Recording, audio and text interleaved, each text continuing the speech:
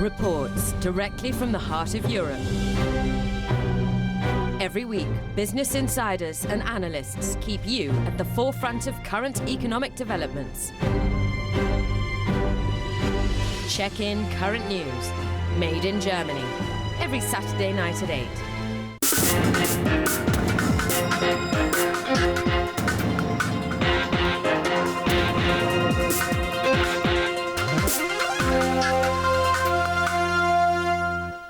Hello and welcome to the Financial Report. I'm Anne-Marie Sim.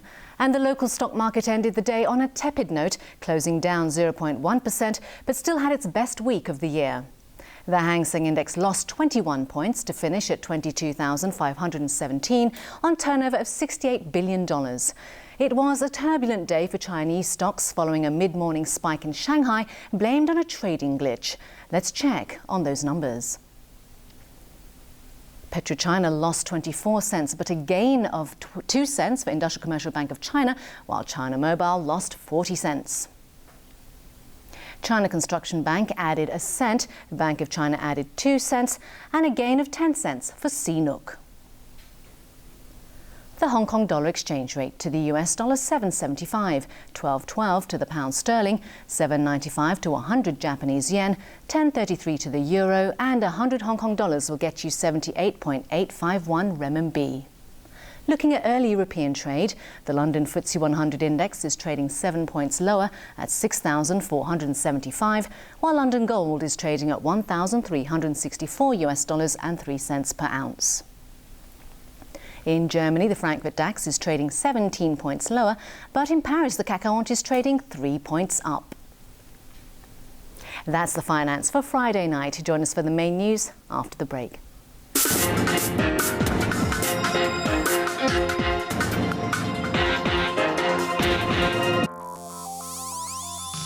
Coming up, main news and weather report.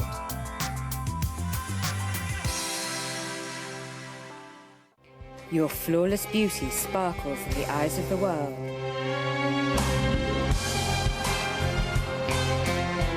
What are you waiting for? Apply for the ATV Miss Asia Pageant 2013. The next legend could be you, Miss Asia, sparkling 25. He spent a lifetime eating the finest food of the world. For the first time ever, he will eat at an ordinary home. Pleasing him is tough. It might be a disaster. But it could also become a dining star. Michael Winner's Dining Stars, tonight at 10. Report from the heart of Berlin. Take a closer look at the developments in one of the most powerful countries in Europe. How much do you know about Germany? Check in current news, people and politics, tonight at 8:03. 各位同學，今日我哋玩看圖講故事。雞、鴨、雀仔。咁咧，手唔好摸去地，萬一掂到就要即刻洗手。廁所要小心，唔好掂到佢哋嘅便便。媽咪買餸都唔好掂佢哋，要煮熟晒啲入先好食。無論去到邊，都要記住頭先講過嘅嘢啊。Good hygiene prevents avian flu. Sparkling 25. ATV Miss Asia Pageant 2013 is now open for your participation. You can apply on the following website. Application forms are now available in the following locations.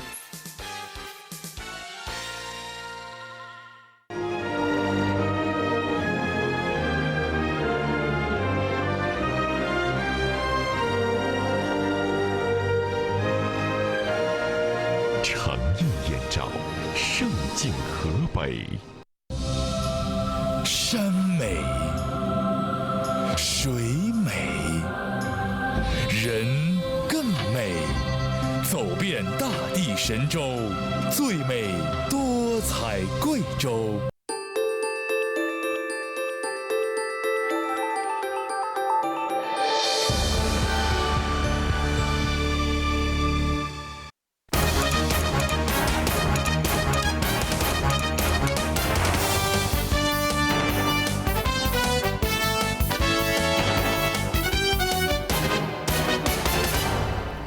Good evening. You're watching the main news on ATV. I'm Emily Sue. And I'm Anne-Marie Sim. Here are tonight's headlines.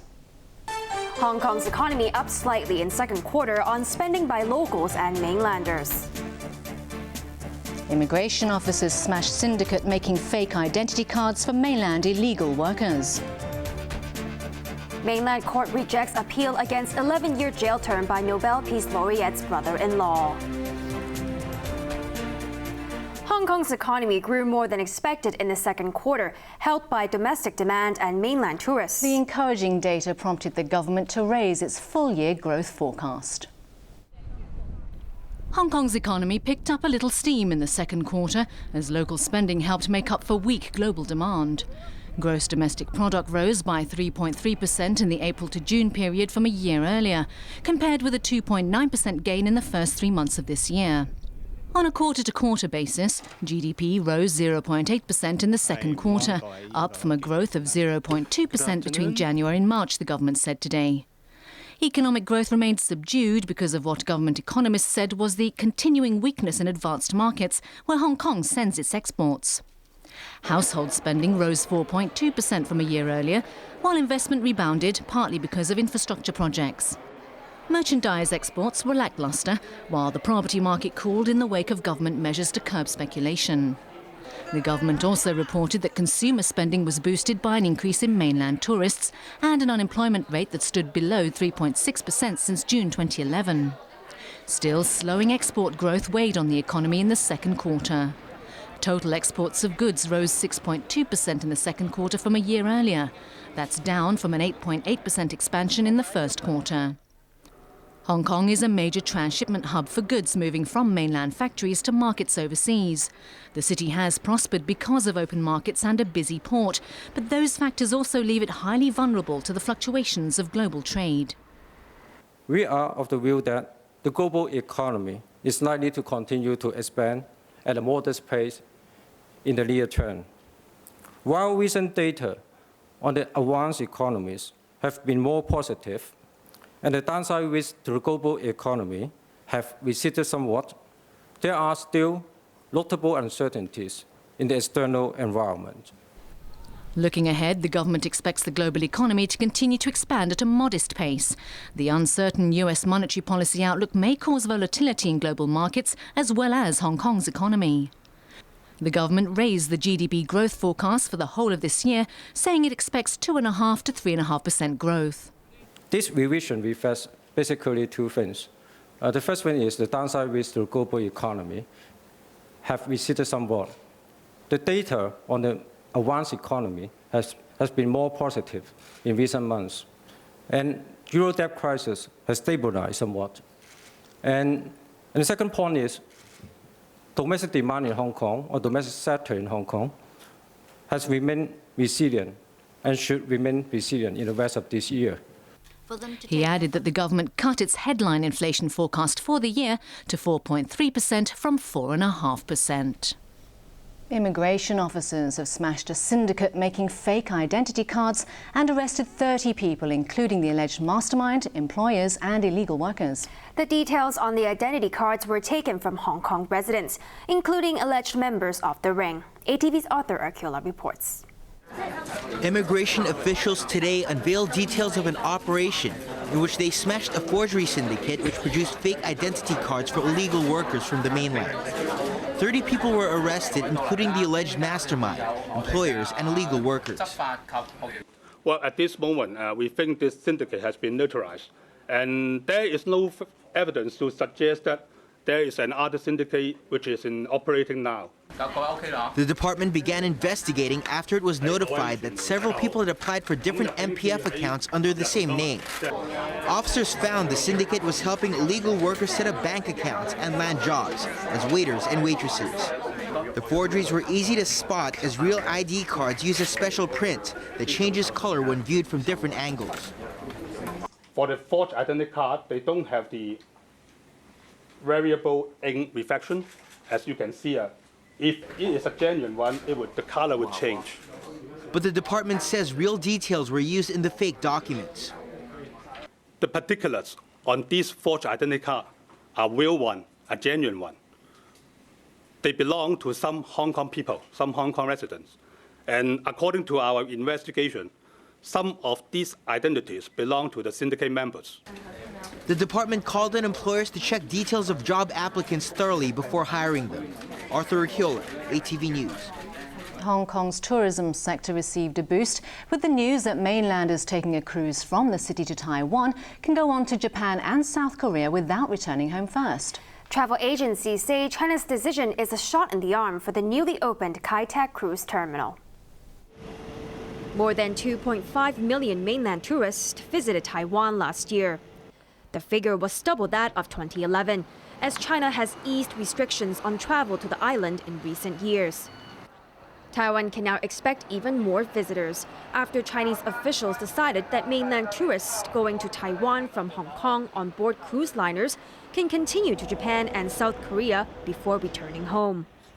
Previously, they had to go back to China after their cruise ended in Taiwan. But to qualify under the new rules, the tourists must be part of a package tour organized by designated agencies. Each group must have at least 100 people.